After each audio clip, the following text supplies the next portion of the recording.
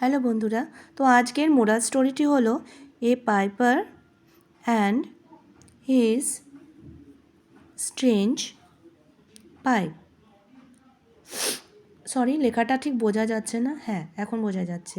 A piper and his strange pipe মানে একটি বাঁশিওয়ালা এবং তার অদ্ভুত বাঁশি। Once Hamelin in Germany was infested with rats. একদিন জার্মানির হ্যামলিনে ইঁদুর ছেয়ে গেল। People of the town faced much trouble. শহরের লোকেরা বড় সমস্যায় পড়েছিল। The mayor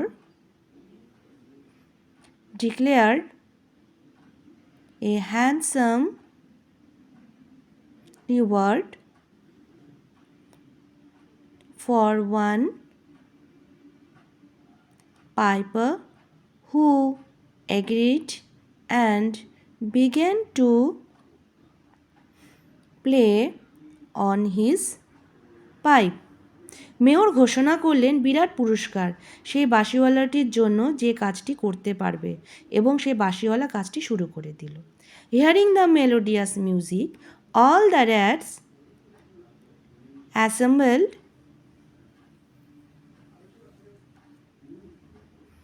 around him.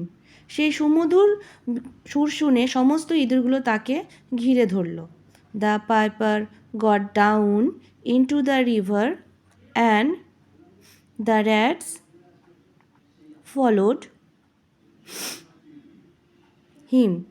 সেই বাঁশিওয়ালা নদীর জলে নেমে গেল এবং ইঁদুরগুলো তাকে অনুসরণ করল। All of the rats were carried away by the current of the river. সমস্ত ইঁদুরগুলো নদীর স্রোতে ভেসে গেল। The piper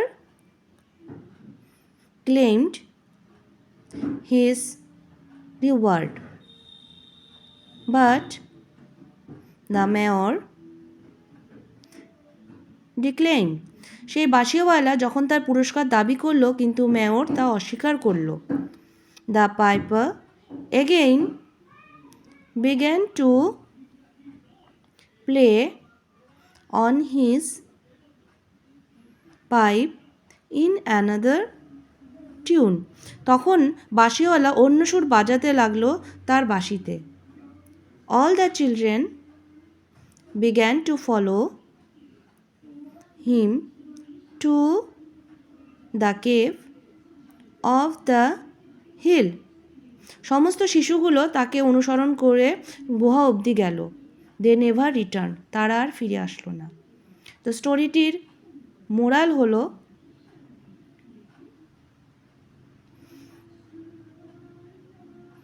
tit for tat, মানে যেমন কর্ম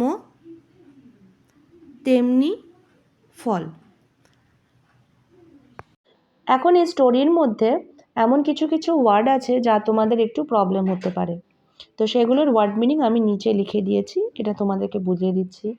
ইনফেস্টেড মানে উপদ্রব করা, ট্রাবল মানে অসুবিধে, ডিক্লেয়ার্ড মানে ঘোষণা করলেন, অ্যাসেম্বলড মানে জমায়েত হওয়া, টিউন মানে সুর, গট ডাউন মানে নামলো, কেভ মানে গুহা। আশা করি তোমরা বুঝতে পেরেছো। যদি কোনো সমস্যা হয়ে থাকে অবশ্যই কমেন্ট করতে পারো, আর যদি ভালো লাগে অবশ্যই একটি কমেন্ট লাইক করতে ভুলো না। আজকে এ পর্যন্তই রাখছি। আশা করি পরের দিন আবার দেখা হবে। বাই। অবশ্যই দেখবেন।